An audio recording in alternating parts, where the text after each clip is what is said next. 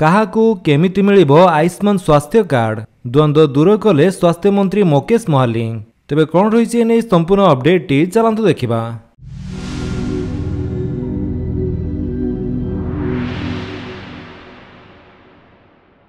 आयुष्मान योजना को नहीं द्वंद्व दूर कले स्वास्थ्य मंत्री मुकेश महालिंग। केमिति फायदा पाइबे हिताधिकारी आयुष्मान कार्ड को नहीं केमिति उपयोग करिवे से नहीं सविशेष सूचना देइछंती स्वास्थ्य मंत्री।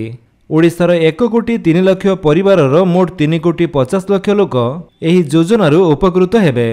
जो माने जातीय खाद्य सुरक्षा योजना, राज्य खाद्य सुरक्षा योजना, अंत्योदय योजना, नवीन कार्ड एवं राशन कार्ड थिबा हिताधिकारी पाई परिबे आयुष्मान योजनार लाभ।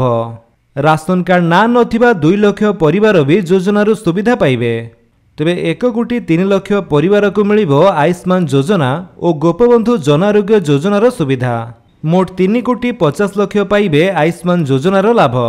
70 वर्षर ऊर्ध्व 23 लाख रु अधिक लोक हेबे उपकृत। एमानक मध्यरु 6 लाख को ऑनलाइन रे मिलिबो कार्ड। 70 वर्षर अधिक इनकम टैक्स दउथिले भी पाइबे आयुष्मान कार्ड। परिवार पिछा 5 लाख और महिला पई अतिरिक्त 5 लाख टंका स्वास्थ्य सेवा। परिवार रे 70 वर्षर अधिक थिले आयुष्मान व्यय बंदना योजना रे अतिरिक्त 5 लाख सुविधा पाइबे। सेमिति जातीय खाद्य सुरक्षा योजना अधीन रे थिले मिलिबो कार्ड।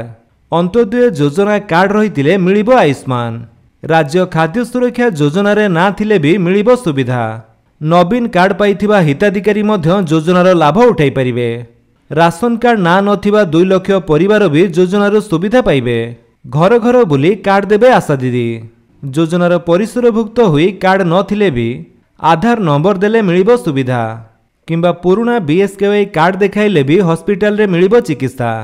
तो फ्रेंड्स ये थिले आपनक पई किछि अपडेट। जदि आपनक अपडेट भल लागिस तले आपन वीडियो को लाइक कर दियंतु, आपनक सांगन के भितर शेयर करी जणांतु। आ जदि आपन हमर चैनल रे नुवा चैनल को सब्सक्राइब करी बेल आइकन दबाई ऑल नोटिफिकेशन कर दियंतु ताकि जते वीडियो अपलोड करिवे आपन देखि परिबे। Thank you for watching.